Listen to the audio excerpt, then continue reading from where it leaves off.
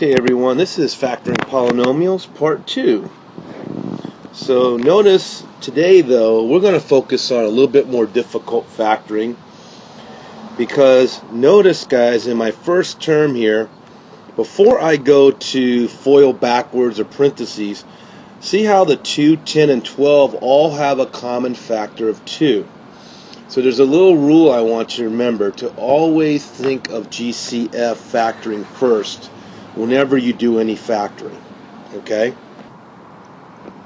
So since 2 is a common factor, we're going to go ahead and start by doing a GCF of 2.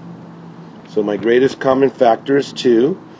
That leaves me p squared, because 2 times p squared is 2p squared, plus, watch your signs by the way, 5p times 2 will give me 10p, and finally a minus 6 times 2 will give me a minus 12. So now that I have my GCF done, guys, right inside this parentheses now though, I can now do FOIL backwards. I'm going to go ahead and do p times p for p squared. I'm going to do 2 times 3 for that 6. How do I get a plus 5? Uh-oh. It's not going to work. Let me back up here. Instead of 2 times 3, guys, I'm going to go 6 times 1. And here's why. Because now I know 6p and 1p can make 5p if I do 6 minus 1.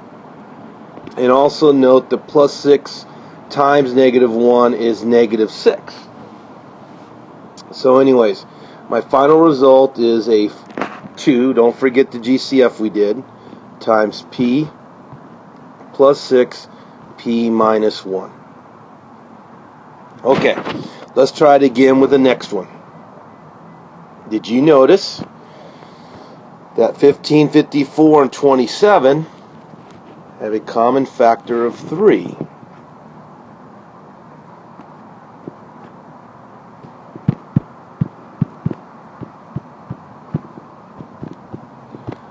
So therefore, I know 3 times 5 is a 15. I know 3 times 18 gives me 54.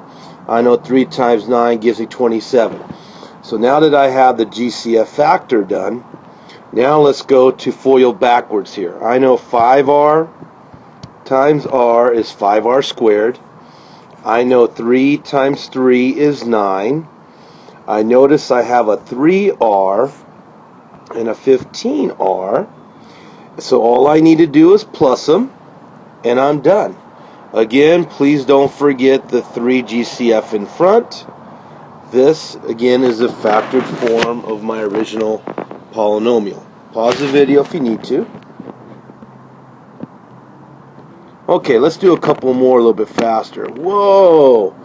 Notice how both of these only have 2 terms in them, guys. So basically these are back to just straight up GCF. So on the first one, I hope you agree 35 and 15 is a 5 GCF. Notice the x squared and x would give me an x. So my GCF is 5x. What's left inside is 7x, because 5x times 7x is 35x squared. Notice the minus, and a 1 times with 5x, a 3 times with 5x will give me a 15x. So my final result is simply 5x times 7x minus 3, and this is a factored form of that. And finally, one more, guys. Now this one actually may be a little bit trickier just because of the number. See the 20 and 120?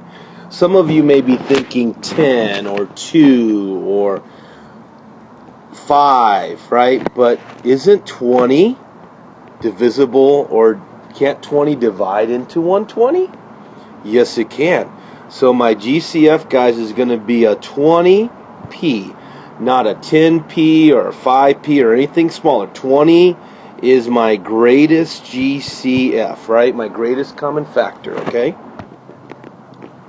So with 20p as my GCF, all I need now is a p, so that 20p times p is 20p squared. Notice the minus, and all I need is a 6, because 6 times 20p is 120p. So this right here, guys, is the answer.